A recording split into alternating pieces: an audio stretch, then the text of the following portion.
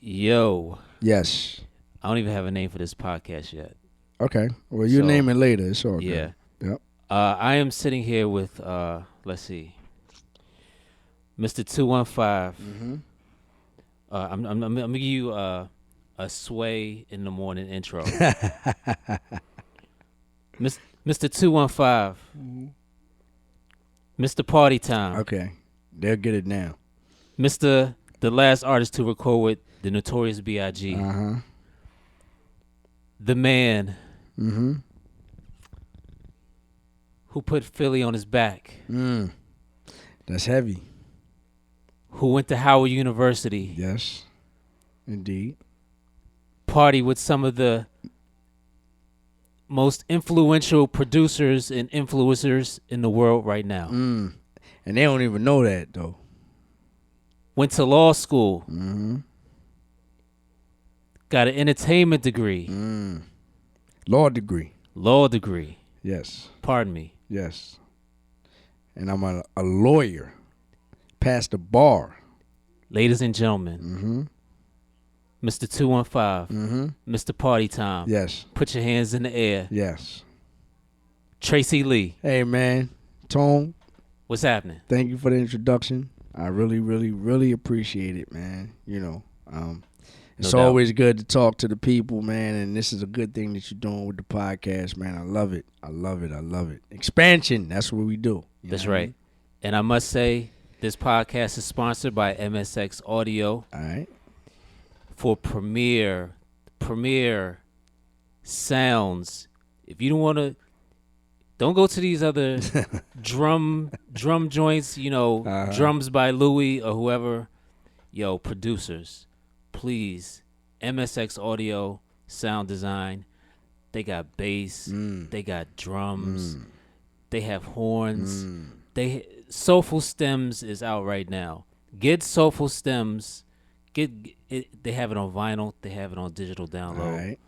Yo, msxaudio.com. Check it out. No doubt. So hold on. Are you going by tone or you going by gadget on this? It don't matter. Okay. It don't cool, matter. Cool, You call me Tone. So I they mean, gonna know. I want to be They gonna politically know. correct on your podcast. You know what I'm saying? Right. Like I want to be consistent. You I know got what I you. mean? So you let me know. So off air, we were talking about why you didn't want to become a manager, Right. even though you have your background with the degree. You could become an entertainer's manager, Right. but you didn't want to do that. Right. Why not? Well, I'll be quite honest. I mean, for anybody that's listening, I'm about to bring you into my world. So basically, I'm not going to be politically correct when I make my statements. You know what I mean? I also am not going to, come out with a disclaimer that, I'm no hater because it's not going to matter. You know what I mean? Like I could say I'm no hater, but whatever I say, you're either going to determine whether, or think in your mind whether I'm a hater or not. So I'm burying that disclaimer right now. I'm gonna say what I want to say, and that's just gonna be it. So here, the reason why I'm not interested in being a manager is because of my ego. You understand? And let me explain why. My ego would not allow for, because people have to understand when you want to be a manager or you become a manager, you have to be the most selfless person in the world. Let me say that again: selfless. Not selfish, selfless. You can forget about your life because when you become a manager of an artist, and most artists, let me not say most, some artists, a lot of artists are divas. You dig what I'm saying? So it's all about them. And when they hire you to be their manager, they want it to be all about them 24 hours a day, 7 days a week. I can't handle that, dog. I got a life. I'm married. My wife comes first. You know what I'm saying? I got a daughter. She comes first too. It's like a 1A, 1B. So I'm not getting up out my bed if you getting, if you involved with some nonsense on the road in Vegas, or if you're in Minnesota and you at a show and and something happens at the show and everybody trying to pin it on you, I can't handle that.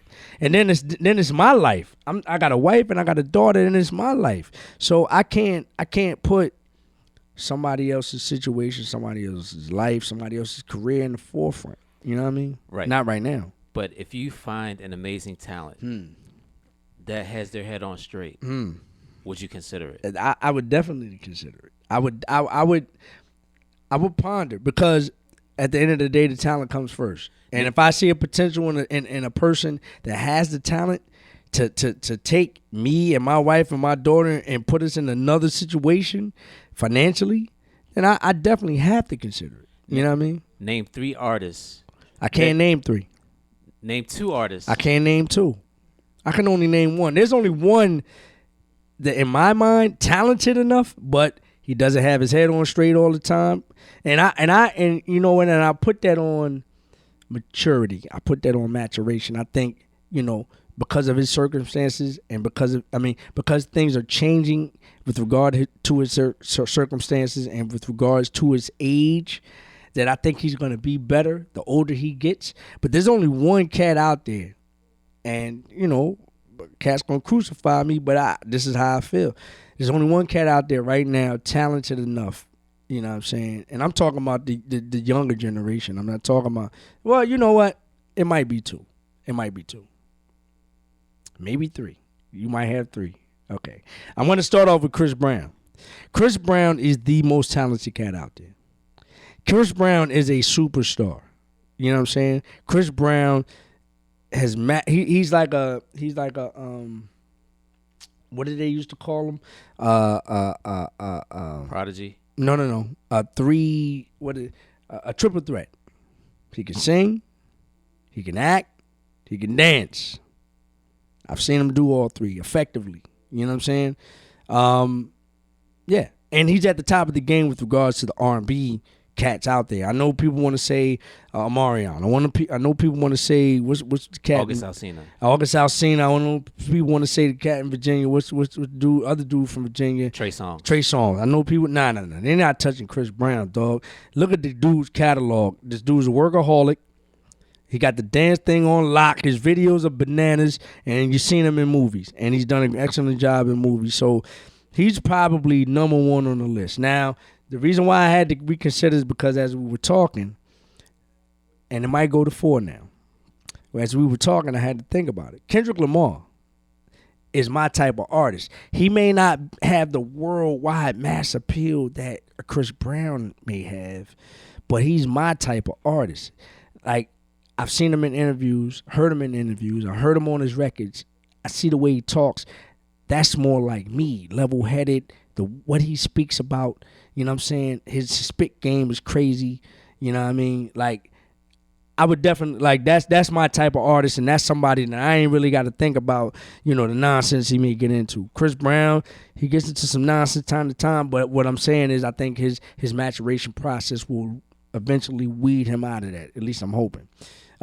Kendrick Lamar, J. Cole is another one that I'm saying level-headed. You know what I mean? Got his head on straight, talented artist. Spit game is crazy. Spit game is absolutely nuts. And that quickly, I forgot who the other artist was. But I'm gonna keep them at those 3.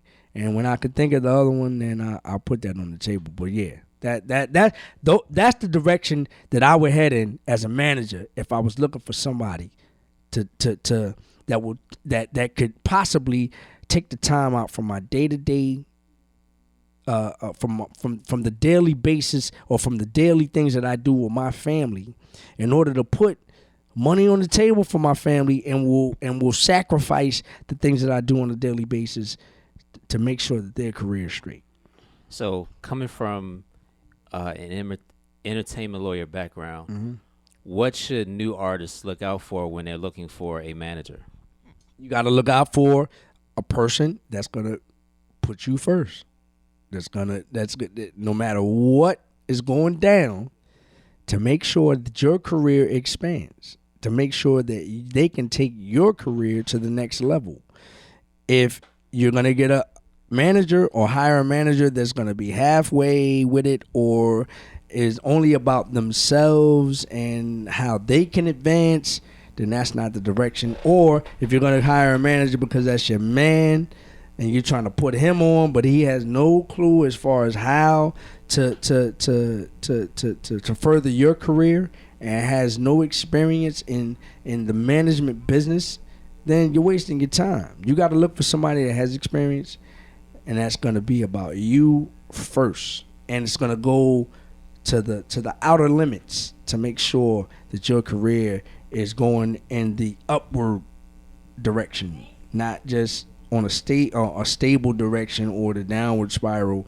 You got to make sure that manager is going to take care of you and make sure that you're going beyond where you are right now.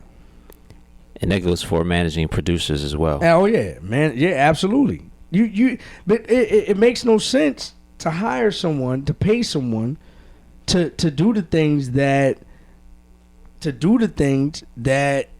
you can do on your own. Like, that makes no sense. That makes absolutely no sense. You know what I'm saying? Because otherwise, you know what I'm saying? Like, basically, you're wasting your money.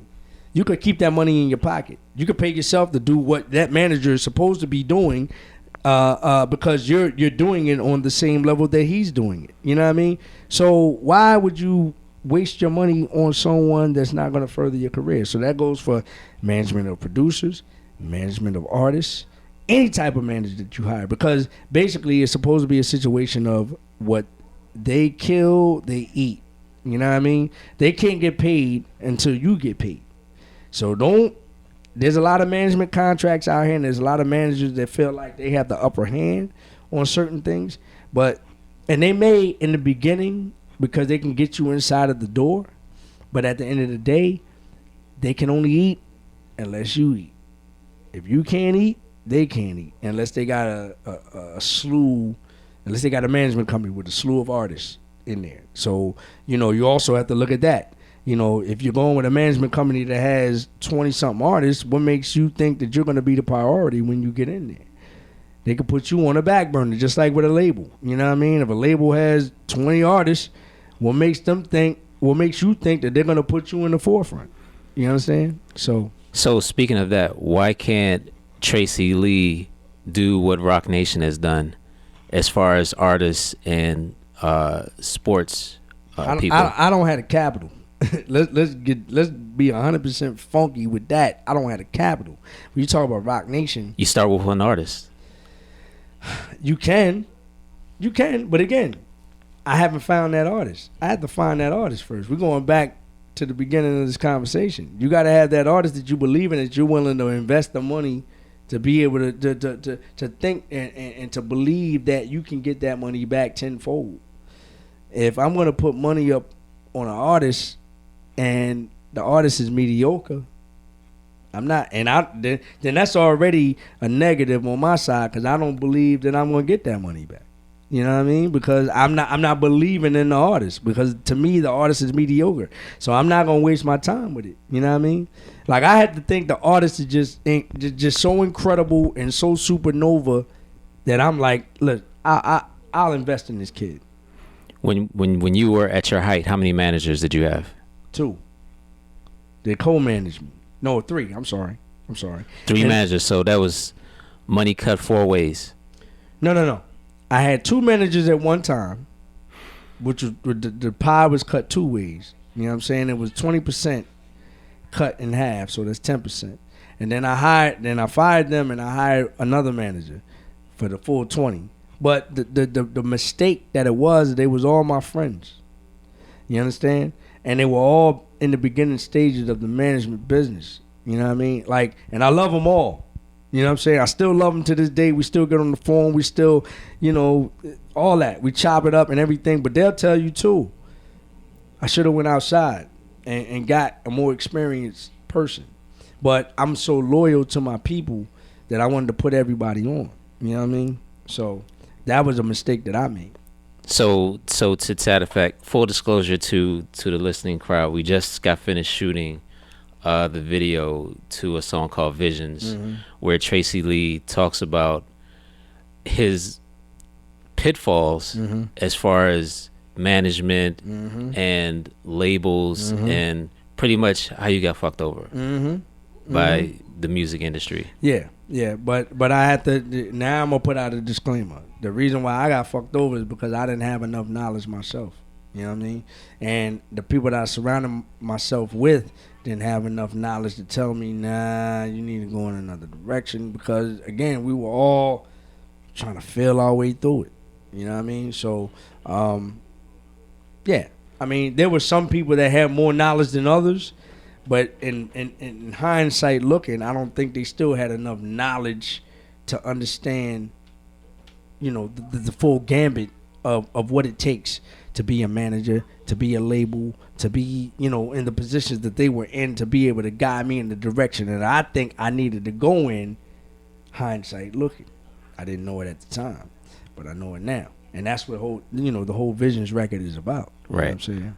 I think it's amazing that, well, not amazing, but it's crazy that you actually sold your publishing for $1, not on purpose, but they redid the contract. Like, why would somebody sell? Was it half of the publishing or all of the publishing? 50%. 50%. Why would an artist sell 50% of their publishing for $1? That makes no sense. It makes no sense. A label's lawyer would look at that and say, "Now that's a jerk." Now that's the perfect definition of what you're talking about as far as being jerked. That was the classic example of being jerked, because they knew exactly what they were doing. They knew what I signed for, and they maliciously changed the amount. Exactly. That's being jerked. You know what I mean? So you have a lot of people listening who don't know what publishing is. There are different facets to publishing for an artist and a producer. Like as an artist, talk about publishing and why it's important to have publishing. Publishing is essentially ownership. That's what publishing is ownership of the intellectual property. The intellectual property in this case is the music. Whoever owns the music controls the music in the direction that it goes in. You can be the creator of the music and still not own the music at the end of the day, because you can either sell your ownership of it and become work for hire, basically, or you can be hoodwinked, bamboozled, run amok, led astray into a deal that you signed because you don't really understand the legal jargon, and sign away your publishing without knowing. You know what I'm saying? Because you don't have the knowledge of contractual jargon. So as if I'm a producer, you and I do a song. Are you and I joint owners of the song? Yeah, absolutely. Okay, so when they play the song in a movie, both of us get paid. Yep, 50-50. Okay, so one is a writer, one is a producer. Okay. Yep. And if you sample, they get a. Yeah, then you know. Yep. Yeah. Okay. Yeah, it's real simple. It's simple math, man. It's not really hard. If you contribute to the song, then amongst everybody who are contributors to the song, then you discuss the percentages before you report it. And then once you report it, then that's what is considered the splits between the writer and the publisher. The writer and the publisher can be one and the same, or the writer, and when I say writers, that's the writer of the lyrics and the producer, the one who makes the music. Those are writers. Then they have the publishing splits, which are owners of the actual work once it's done. So and they could be totally different. Who actually owns a master when a song is done? Whoever paid for it. You understand? Like the label, in my case, owns the masters. And understand, the master is the physical copy. It has nothing to do with the material. It has to do with what the material was laid on. Like the reel, like an MP3, like DAT tapes back in the day. It's the physical copy. You understand? What can be touched. That's the master. So you don't own any of the masters to your old material. Many Faces, no. Now, but here's the caveat to that. Ownership of the masters, like I said, is the physical copy of it. So after a certain amount of years, I can remaster the album and own those masters. You understand? So Of the same songs. Of the same songs. How many years is that? I think I want to say 10. Really? Okay. Mm-hmm. But you do have a second album that no one's heard before, Mm-hmm. with songs produced by Kanye West. Yes. Any other notable producers on there? Producers, I mean, D-Dot, of course. Right. Known, kind of tough, but I have artists like Corrupt, like Black Rob, like Buckshot. And you do have these songs. Oh yeah. What are you waiting on? Oh, it's gonna come out. I mean, actually, waiting if on? you go to www.traceyleemusic.com, I have it for sale right now. That album. www.traceyleemusic.com. I have Many Faces, Live from the 215, which is the album we're talking about, and ESQ The Revelation is the latest release that I released about a year ago.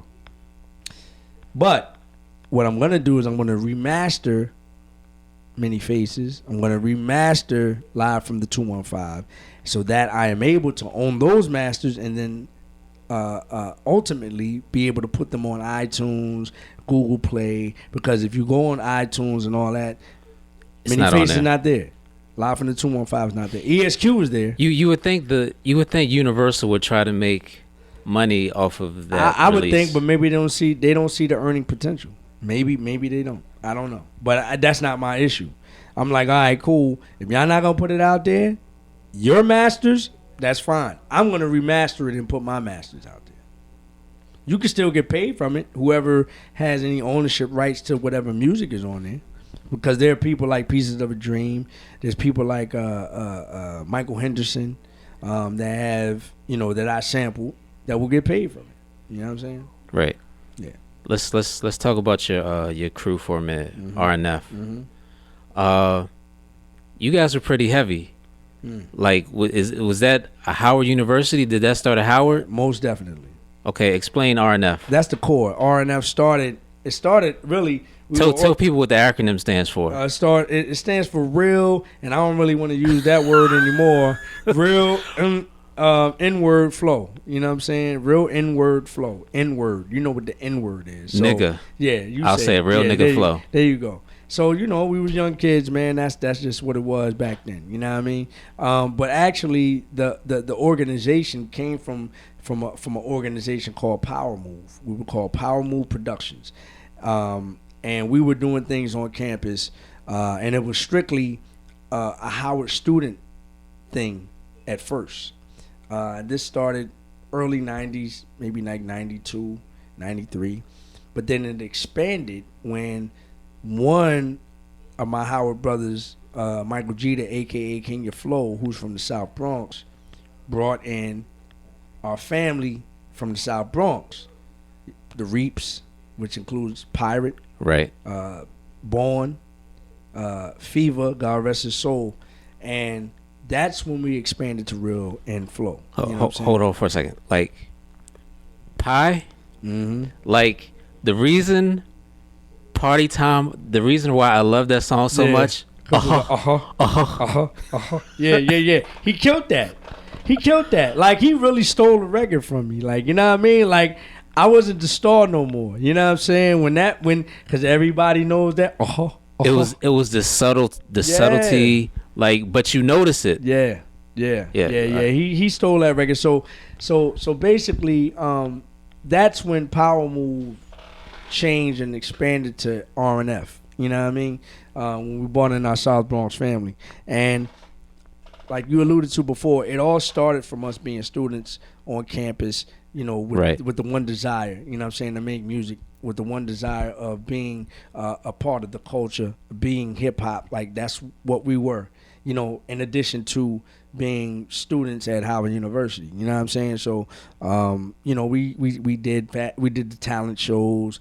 We did we had parties. You know what I'm saying? We threw parties. We threw concerts. You know what I'm saying? We were promoters. We were marketers. We were advertising anything that came through the city with regards to or affiliated to hip hop. We were at every show that came through the DC. We threw shows and parties in New York while we were still students. We had KRS-One at I want to say at Trafalgar Square. And all my RNF listeners can attest to that. So, we were doing our thing as students, and then it just expanded because, again, we were of the culture and we were also MCs as well. You know what I mean? So it went from Power Move to RNF, and then from RNF, we went out, shop deals for years and years, and then, we got put on by people that went to Howard. It always goes back to Howard. We got put on because D-Dot, who, is like my mentor, you know what I'm saying, is the cat that really taught me a lot of things when I was at Howard, and he was also in the music and had a deal with Two Kings in the Cypher and all that. He was also, do I want to use this word, attracted to my skill set. You know what I'm saying? He thought I was a dope MC, and he wanted to nurture that. So he took me under his wing. He took, the tapes, myself, One Step Beyond, who's Kenya Flow, and Amiri Baraka Midi, who's also now the campaign manager for the mayor of Newark, New Jersey. You know what I'm saying? Raz Baraka. You know what I'm saying? He's the head, you know what I mean? So he took our tapes, shopped them around, shopped them to Puff and Bad Boy. One Step almost got to deal with them. Took my tape to Mark, Mark Pitts, Puff, Mark also went to Howard. It always goes back to Howard. You know what I'm saying? So, and that's how we were able to get on the national platform by us getting signed, or myself getting signed, and the Reaps getting signed in Universal, and then the rest is history from there. Okay. I heard a rumor that there was a Pete Rock beat tape floating around Howard back around the days when you were there. Did you ever come across that? You know what? I was oblivious to a lot of stuff that was going on. I don't know why. Like I'm not. And you was in the crib earlier today. I'm not very good with regards to details. So a lot of things may have skipped over my head, but I'm sure my RNF Power Move family would know something about, because my man John Doe was on it. Like he is matter of fact, that's who I heard the story from. Okay, so it's true then. Then I'm gonna put my word on it that if John Doe says it was going around, then it was going around. The story was, I don't know if Pete Rock was there or Grap. Grap probably. Yeah, he's still here. Pete Rock or Grap left a Pete Rock tape in somebody's stereo at a dorm. And I believe it. And 500 people made copies. Oh wow! then it must be true. Then it must. Like I said, if John Doe put his word on, I know they real tight. And Grap, that's my family, and we always been family since back then. You know what I'm saying? Like either directly or indirectly. You know what I mean? Then it's true. And I'm gonna put my word on it. It's true. Absolutely. So you and I are both from Philly. Yes. But we live in the DMV. Yes. Your take on the Drake versus Meek Mill? Listen, man, I had a lot of you come from a battle background. I do. You come from a battle background. Of course. I mean, that's what the MC was about in my day. I sound like an old dude, but yeah, you had to get your ranks up in the street. Like that's what it was. You know what I mean? But as far as Meek is concerned, and I'll never disrespect a Philly MC. Never. However, I'm not going to disrespect him now, but I just expected more. I expected more from Meek. I thought this was the perfect platform for him to be able to catapult his career and go crazy and go nuts. Like basically, in my mind, Drake did him a favor by responding. So I'm thinking you're going to capitalize on that and crush it. You ain't even got to beat him. All you got to do is step up to the plate. But in my mind, he didn't. at all. Meek should have done a super ugly type record. Here's the issue that I think what happened. I think he got the wrong people in his ear, number one. You know what I'm saying? And Meek, my brother, if you disagree with me, then we just disagree. And I know you loyal. We Philly cats. We always loyal to our people. You know what I'm saying? So if you disagree with me, I gotta disagree with that, and I'll speak on that in a minute. Well. I like to give my city the benefit of the doubt, and I can see why you can disagree with me on that too. Because a lot of artists turn their back on Meek after that. Not artists. I ain't talking about artists. Okay, I'm talking about cats that he grew up with. You know what I'm saying? I'm talking about people that's been in his corner from day one before the deal. I'm saying those are the wrong cats to have in your ear with regards to this. You know what I'm saying? Or you didn't listen to your cats and listen to somebody else and took another approach, which was with the wrong situation. At the end of the day, was wrong too. But I think you approached this whole thing wrong. I think he attacked it as if it was you were making a record. Like, this is not a song situation. This is a battle. So you're gonna have to change up your MO. This is not like you're making a record for the radio. Cut the screaming out. That whatever beat selection you were making, get that out of here. It's about clarity. It's about being heard. It's about enunciating when you're talking about a battle, because people want to hear what you have to say directly about the person that you're battling. It's not about melody. It's not about none of that. It's about clarity. At the end of the day, he lost to a singing nigga. No, but Drake is nice though. Come on, man. No, but you calling him a singing dude, but he's much more than that. Tone. I know you ain't really a fan of Drake, and you know I always told you. I always told you that Drake is a nice dude. He's a great songwriter. He spits. He spits, man. And you just I think it's the light skin thing with you, man. That's I think because he's light. Like you think, you know what I'm saying, you taking away credit and merit, but at the end of the day, the dude is bananas.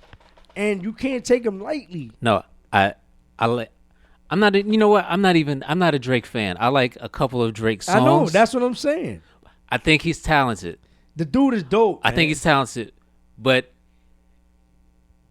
he lost to the singing dude. Nah, but see, that's what I'm saying. Like, there's a stigma out there. And that's essentially the problem.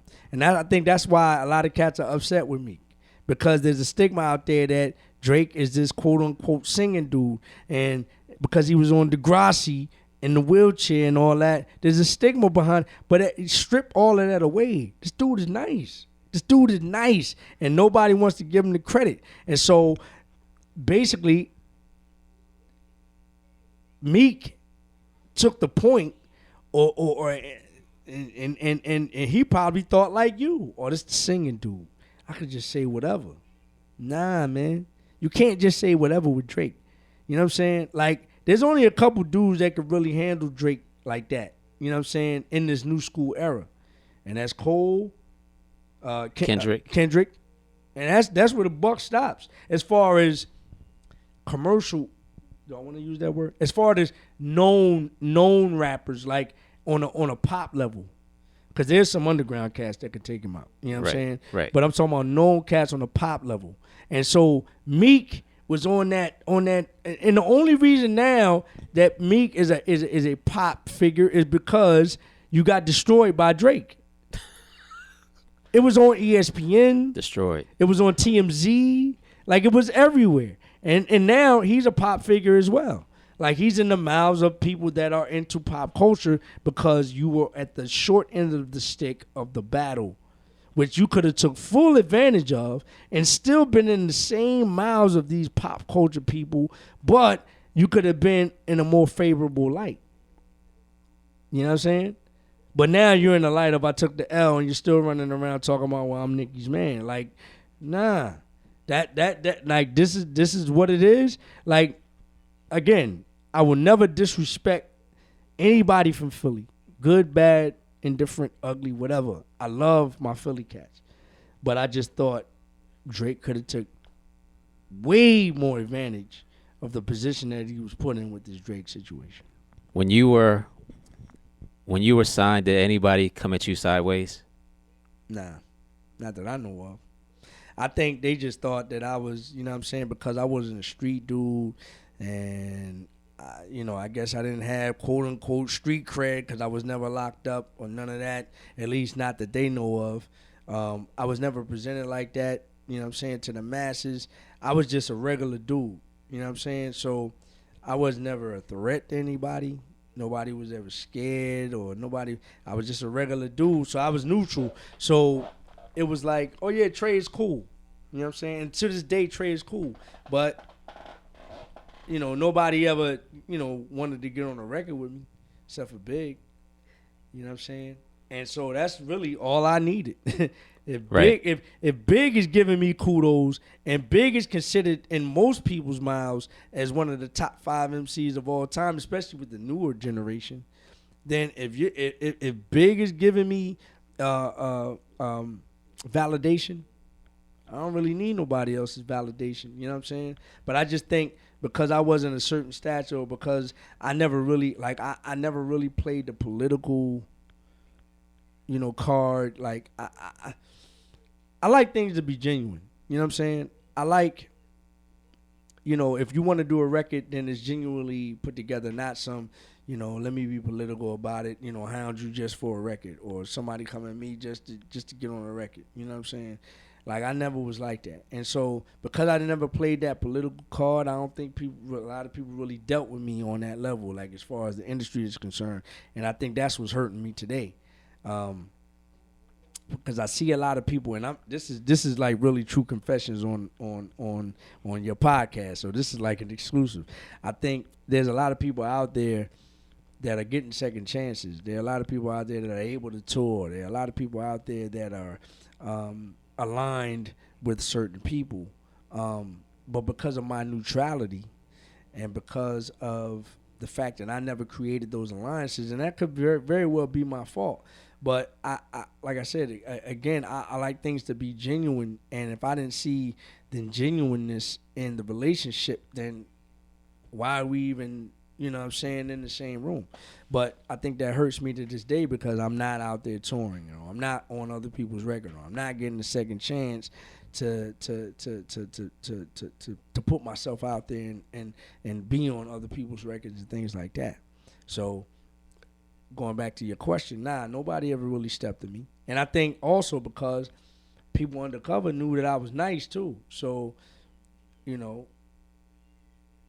could be a situation for some people that maybe they didn't want me to outshine them on a record. You know what I'm saying? Or something like that. But that's not the majority. That's just a small percentile. You know what I'm saying? It's like, I don't know about that. You know what I mean? But kudos to Big for giving me a shot. You know what I'm saying? As far as being on a record with me, as far as genuinely building with me in order to create something that's crazy. And it wasn't anything prejudged. It wasn't anything political, at least it's not what I saw. Could have been some other things behind the scene. But yeah, nobody ever had a beef with me. Not that I know of. So you and I did an interview probably 4 years ago. Yeah. About what? I'm gonna remind you. Okay. You were at one time going to be 1/3 of the Def Squad. Oh yeah. Talk about that. Talk about meeting Eric Sherman and Oh man. how Keith Murray wasn't even going to be in the picture. Oh, that was that. Basically, it was either me or Keith Murray. E. Sherman, correct me if I'm wrong. If you ever listen to this, but this was during the process. I was parking cars in D.C. This was about 92, 92, 93, somewhere around there. And I was parking cars at Federal Valet. And this is around the time that my man Malik Merv, I just talked to him the other day. My man from Queens, he went to Howard, but he was our manager at the time, and we were just shopping the tapes everywhere. And I potentially got a deal on the table with Claude Austin, who's Dallas Austin's brother, God rest his soul, on a label that had signed The King and I. You remember the group The King and I? Yes. Was that Rowdy Records? Rowdy Records, absolutely. They came down, saw me at a show. The deal was in place. This was all around that time. Eric Sermon that came and saw me at a show that I did this joint called I Walk Away from the Bullshit, which was a sample that I used, a Curtis Mayfield sample. And we'll get into that in a second. Right. Um, Because I know this story too. yeah. But he was at the show. Actually, we had opened up for him. And he was very interested. And so this was around the time he was performing the this had to be 91, 92 because So this is around Safe Sex, the Safe Sex song? Or, Eric Sermon has Safe Sex? Yeah. It was around that. It was right before Redman dropped, because I think Redman dropped his album the summer of 92. It was the same summer as Mary's first album. I want to say that was the summer of 92. Okay. I want to say it was around that time. But anyway, this was in the winter of either the winter of 90, like in between the winter of 91, winter of 92, end of fall of 91 and winter of 92, around that time. And we had did a show in D.C. and Eric Sermon that came through, and it was around the time that he was forming the Def Squad. And, I was in consideration between me and Keith Murray. And what happened? I mean, did he out rap you? Nah, here we go. Come on, Mr. Ego. But no. We were never in the same spot. You know what I'm saying? I just think he heard the demos and he heard the direction he wanted to go in, and ultimately he picked Keith, which was a good decision. You know what I'm saying? He made the most beautifulest thing in this world, and that first album, I Get Lifted and all that, it was dope. You know what I'm saying? So, he was on that, space. The vocabulary and all that. And I guess that was along the lines of what he was doing with the Def Squad, because he had Redman, he had himself, he had, you know what I'm saying? So I think, no, he didn't have Illegal at the time. That was after. But yeah, I mean, that, I'm not mad at that. That's the luck of the cards, man. You know what I'm saying? Luck of the draw. Right. So talk about this Curtis Mayfield sample. Okay, so we did a song called I Walk Away from the Bullshit, and it was using a Curtis Mayfield sample. I forget the title of the record. But anyway, you'll know the bass line. Boom, boom, boom, boom, boom, boom, boom, boom, boom, boom, boom, boom, boom, boom. And so, we had that on the demo. And so we were shopping the demo. Like I said, we were sending it out to everybody. We sent it to Eric Sermon. We sent it, Rowdy Records had it and all that. And then we also sent it to Bad Boy. And so, I can't prove it. Mistake number one. Send it to the Bad Boy, right? I can't prove it, but I got enough witnesses that told me or led me to believe that, because I got a phone call like shortly after my man Malik had sent the demo. I got a phone call shortly after that. My man Jarrell told me, like, look, man, he called me, actually. I think he was either there or he when he was there, he didn't call me immediately, but when he got home, he told me, yo, man, I heard Puff with your sample in the background. Now, mind you, it's a sample. I get it. But the way it was chopped, the way just the whole way it flowed, you know what I'm saying? The way it was sampled. I mean, it was a clear jack, kind of, but it was just coincidental how, or not coincidental, however you want to look at it, that he caught it and he was up on it around the same time that we sent him this demo. Come to find out, the sample was used for Mary and Be Happy. You know what I'm saying? And I think this was about a year later. You know what I mean? All I really want, boom, boom, boom, boom, boom. You know what I'm saying? And then later used by Ellen Al Scratch and I'll Take Her. You know what I'm saying? But, dog, we initiated that. There's no doubt in my mind that we gave him the idea. You know what I'm saying? Which is again, it's a sample, so we don't own it. You know what I mean? So there's nothing we could do about it. It's not original work. But you think the inspiration? Oh, absolutely. Not think. I'm almost certain, dog. I'm almost certain. But that's neither here nor there. So that just tells me that I'm always ahead of the game. You know what I'm saying? Right. So let's talk business for a second. Mm-hmm. How much money do you think you lost from selling your publishing, like over the years? That's hard to say because I don't really know. Like, that's hard to say, man. Is Sound Exchange sending you checks? Yeah, they sending me checks. Okay. Yeah, now I told you we went through that whole thing with the YouTube, how Your for checks was going to years, somebody else. yeah. So that wasn't really a publishing situation. Well, And that's crazy. yeah, that's nuts. That's nuts. Your publishing checks going to somebody else's address. Well, it's not really it's not publishing checks. Yeah, but they are, but it's through a certain medium. Right. I don't know, man. Okay, I guess I just got to double what I've been making. So because I think people aren't reporting certain things, that's more of an issue than actually me selling my publishing. Because I can, if I'm doing the calculations, then it would just be half of. Well, no, I can't say that because I'm getting half of a half because some of that stuff because of sampling is already going off the table. So so I can do the calculation. So some of the stuff because of sampling, I had to give away anyway. So that would have been gone anyway. So I just had to say that half of what I'm getting, then multiply it by 2. So, I mean, of course, it's more money, but will it have changed my situation? Probably not. Not enough.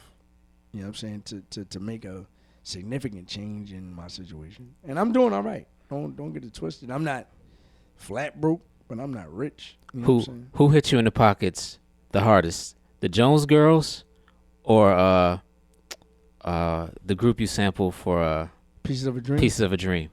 Who hit you the hardest?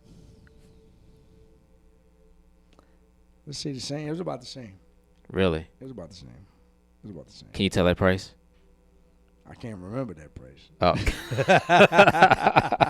I have to go back and look at the paperwork, but I can't remember that price. I still got my contract minus the 10,000. You know what I'm saying? So yeah, but all in all, man, it was I wouldn't trade the experience for the world because it made me and put me in the position that I'm in right now. So I think I just had to go through that. You know what I mean? I had to go through the trials and tribulations and the ordeals in order for me to be the person that I am from a mental standpoint and have the knowledge that I have right now. Otherwise, then I would have just thought or went on thinking that everything is gravy. You know what I'm saying? Because I wouldn't have felt any effect. You have to feel some type of, to me, in order for you to learn, you have to feel some type of effect. And if I would have thought that everything was peaches and cream, I wouldn't have felt any effect. So I wouldn't know. Let's fast forward to your new album, ESQ. My favorite song is the video we just shot. I also like you have 2 joints with Eric Roberson.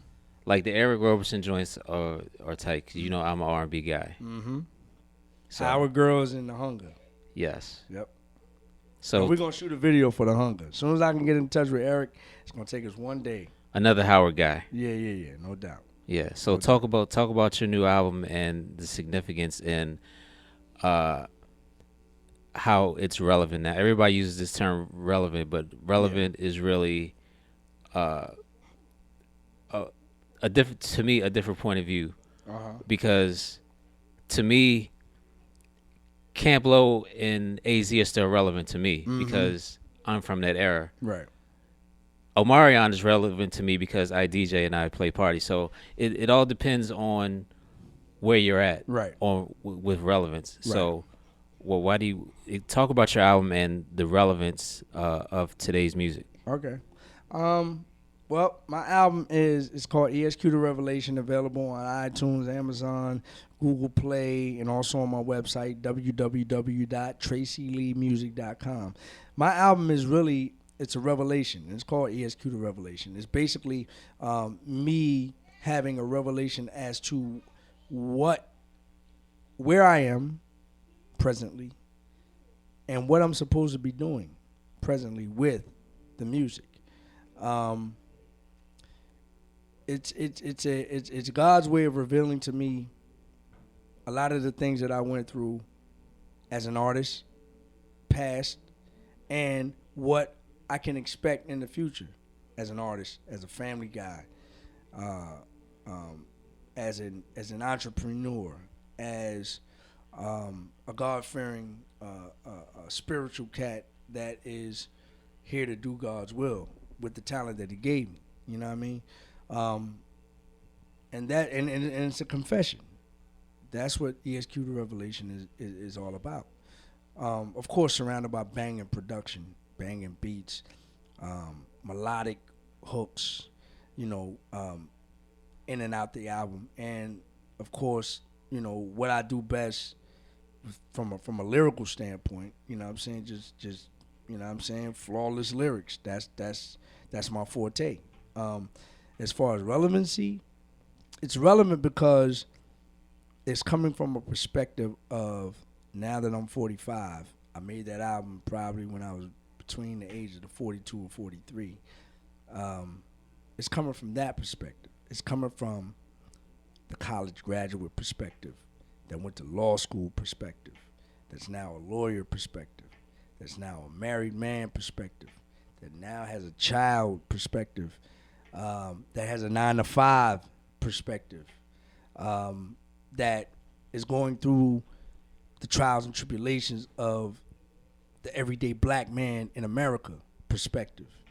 Um, just trying to be the head of the household perspective, that's trying to lay a spiritual foundation for his family perspective, that is battling with whether or not I want to be a 9 to 5 guy or continue to make music perspective, that is succumbing to the gift that God gave me perspective, which is the music, and that is understanding that the music is my life perspective. That's the perspective that this album is coming from, and when you say perspective, that's what it is. Um, and that is the words you said, right? Yes. Yeah. Um, so that's what this album is about, and it's totally different, and it's my life perspective. That's why this album is relative. You know what I'm saying? It's relative because of these perspectives. Relevant. Relevant Right. and relative. Okay. I want to say relevant and relative, because it tackles all of these issues from a personal perspective. You know what I'm saying? And because this is something that people can relate to that are in my age bracket. You know what I'm Right. saying? So it can't get no plainer than that. You know what I mean? I'm sure that my life is no different from a lot of cats' lives that are out there. I can call up 10 people right now that can give you the same perspective that I just gave you. You know what I'm saying? Roughly. You know what I mean?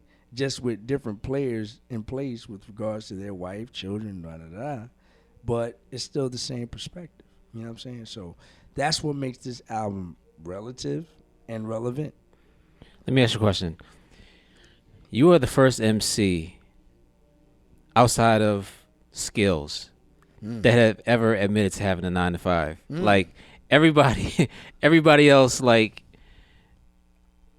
I don't know what the fuck they do. Like if you haven't rapped for 10 years, Right, what do you do? right, right. Like I don't understand. Like people, Because they don't want to blow they don't want to kill their swag. They don't want to tarnish their image. till you see them parking cars. Right. I mean, like I don't. To me, it ain't no big deal. However you get your money, you get your money. Like you gotta Right. survive. You know what I'm saying? This is not. You know what I mean? Like nobody's gonna look down on you. Before Kanye, Mm-hmm. having a 9 to 5 was taboo as an MC. Mm-hmm. Before Little Brother, Mm-hmm. before all these underground artists Mm-hmm. who probably worked Mm-hmm. as they were coming up. Mm-hmm. But I think it's going back to, oh, you're not an entrepreneur. But like, I love people who have their own business. Right. But let's face reality. But you have to. Everybody's not a boss. But you have to fund. You're like basic. Like let's keep it 100. Let's keep it funky. Unless you inherited a whole lot of money, or you run a lottery. You know what I'm saying? Like you don't have, especially being black in America, dog. You don't have the means to be able to fund your own company. You know what I'm saying? You almost like the you got to rob Peter to pay Paul, basically. You know what I'm saying? So that's where the 9 to 5 comes in. You get your 9 to 5 and earn your money, and then put it back into your company that you're trying to build in order to get away from that 9 to 5. I think like artists who don't tour all the time, like artists from the 90s, like what the fuck are they doing for money right now? They may be getting it depends on who the artist is. They may be getting a good enough royalty check that they can chill. Or, you know what I'm saying, they got pies on the block. You know what I'm saying? Like that may be your life. You know what I'm saying? You got a couple caps on the block. You got a couple runners, you know what I'm saying, and you making your paper like that. You know what I mean? But somebody's hustling, or you're living off your baby's moms. Like, you know what I mean? Like you got some type of hustle going on. But nobody wants to admit to having a 9 to 5. They rather say, I got pies on the block. Or they rather say, you know what I'm saying, I'm getting royalty checks. Or they rather say, I'm living off my baby's mom's more so than I got a 9 to 5. But for me, and this is my preference, I rather, when somebody spits, if he has a 9 to 5, I'd rather hear that shit other than. I mean, because that's what you can relate to. Right. You understand, like the listener is there's all types of listeners. I can relate to the pie shit too, but if you're not living it, if you're not living that, I mean, I never listen. True confessions. I never slang pies, but I sold a little, you know what I mean, a couple dime bags, nickel bags back in the day. You know your mom is upstairs, right? She know that too, though. You know what I'm saying? That's why I got locked up for a couple days. You know what I mean? Like. You know what I mean? It got expunged, but because it wasn't mine at that particular time. But I was around the company of people that did that because I did that. It's just that this one, nobody wanted to claim their weight. You know what I'm saying? So, and because nobody was snitches, everybody got locked up. You know what I mean? But she know that. She know that. That ain't no secret. Like you don't hustle to stay hustling. You hustle to get out of the hustle. You know what I'm saying? That's what the mentality is supposed to be. Nah, I think people are attracted to the lifestyle. But the lifestyle is BS. It's a mirage. It's an image. Dog, it don't last long. We know that. Yeah, exactly. And that's we know that. But what I'm saying is, there's too many examples out there for you to see that it doesn't. There's very rare 1%. I say a half a percentile of those people that hustle until they 90. You know what I'm saying? There's only a half a percent that can make it to 90. You know what I'm saying? Most people, that lifespan is about 10 years. If you're hustling past 30, you did something wrong. You did something wrong. You're hustling backwards. That's exactly. If you're hustling past 30, you did something. You absolutely did something. That's supposed to be a means to an end. Exactly. That's what hustling is supposed to be in that form. There's different types of hustles. But when you talk about the drug game, you know what I'm saying? It's a means to an end. It's more like survival. You know what I'm saying? Right. At least that's why I did it. You know what I mean? It's to survive. You know what I mean? To be able to pay rent. You know what I mean? Do a little something here, a little something there. And I still had 3-4 other jobs. Okay. On top of that. Last question. Mm-hmm.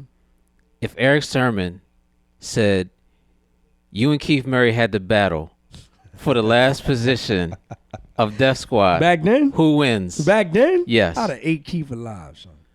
You know he's battle rapping now. He just battled Fredo Starr. Let's not talk about Let's get the promoters. Let's not talk about that. I'm not doing that now. And let's not talk. I saw that tape. Let's not talk about that. Yo, I saw that clip. I saw it on YouTube or somewhere. Please, let's not talk. Shout out to Keith Murray, man. That's my man. But you would have ate him up back then. I'd have ate Keith alive. Easy. Back then, talking about 92, I'd have ate him alive. Easy. I'd have ate a lot of cats alive. Easy back then. Skills is my man, and he was in this area, and he know I love him like a brother. I'd have ate him alive too. And he'll probably tell you something different, but I'd have Oh, ate of him alive. course. I'd have ate him alive too. Back then, dog, I was the cash is clear of this thing, man. Couldn't nobody really touch me back then. And I'm still nice now, but I just don't battle no more. Like, Right. you know what I'm saying? Like that ain't what I do. I know I said that was the last question, but how come you've never worked with Jazzy Jeff? I would have loved me and Jazz, he don't even know it. And me and him been cool. Like I mean, I used to talk to Jazz all the time. Now not so much because he's busy. Matter of fact, last record he heard me do was I did a remix over Young Chris's Philly shit. But you ever heard that record? Yes. Okay. And I tore that shit up. Like I was naming joints and naming things about Philly from my perspective, and my perspective goes way past all these young bucks. So all the old heads that heard that record, it was like, oh my God. You know, you mentioned that, you mentioned this. And so he heard the record and he went absolutely bananas. But I think me and Jeff, if we ever really sat down and had a conversation, and we had before, but I'm saying as far as being, because one of his favorite records off of Many Faces was Stars in the East. That's And mine too. And he always said, why didn't you, he always, every time I see him, why didn't you release that? I'll be like, yo, the record company, man, I wanted to release it. You know what I'm saying? But me and him got the same perspective as far as musical taste is concerned. Like, I don't think he really knows that. But if we ever really sat down and had a conversation now, then I think me and him can make a hell of a project. Hell of a project. Because I always dug his musical taste. And I see what he does with projects and how, like, he did a project with this girl from Canada called, her name is Anya. I think that's her name. But I got the album. Love the album. Crazy. But I always dug his musical perspective. You know what I'm saying? Even when he was working with Jill and all that. And me and him just got the same taste. So, I mean, Jeff, if you ever listen to this podcast, you know what I'm saying? I would love to work with you, bro. I just think we on the same wavelength. You know what I'm saying? Okay. All right. Tell everybody where to get the music, how to get the old album with the Kanye beats. Yes. And the new album. Yes. Okay. I'm going to start off by saying you can go to www.traceylee, TRACEYLEE music.com. TRACEYLEE music.com. www.traceyleemusic.com. That's where everything is. That's where Many Faces is. That's where Live from the 2 on MP3s now. Live from the 215, which is the unreleased second album that I made under Universal, but they never released it. That's also on there, and that has the records with Kanye, early Kanye, 2 beats from there. Track called City to City and Catch 22 was the other one. It was also co-produced by Chucky Thompson. It also features Buckshot, Black Rob. Black Rob. You have a Black Rob record. Corrupt. Yep. So that's Live from the 215. So you got Many Faces, Live from the 215, and then you got my current album, my latest album, ESQ, The Revelation, which is not only available on my website, www.traceyleemusic.com, but it's also, and that's the hard copy. I have CDs available as well. You can get an autographed CD. But it's also available on iTunes, Amazon, Google Play, any type of digital media store out there. Where can amazing artists send their demos? You can send amazing artists. Let's underline that. You can send that to info@lleftent.com. That's info@left, spelled with 2 L's, LLEFTENT.com. Okay. Now, people who want paid legal advice, can they also contact you at that? Info@left, LLEFTENT.com. And anybody that's interested in booking Tracey Lee, you can also go to info@left, LLEFTENT.com. I'm ready to hit the road, man. You need to get on that tour with Kwame, Chubb Rock. I know, me and Chubb, we talk all the time, man. I asked him about that, so hopefully one day things will click and they will welcome me onto that tour. But that's a favor. So, if everybody's in agreement, I would love to get on that tour. Okay, ladies and gentlemen, you've heard it. We've had Mr. 215 Tracey Lee. Yes. I'm Gadget, and we're out. It was a pleasure, man. All right, bro.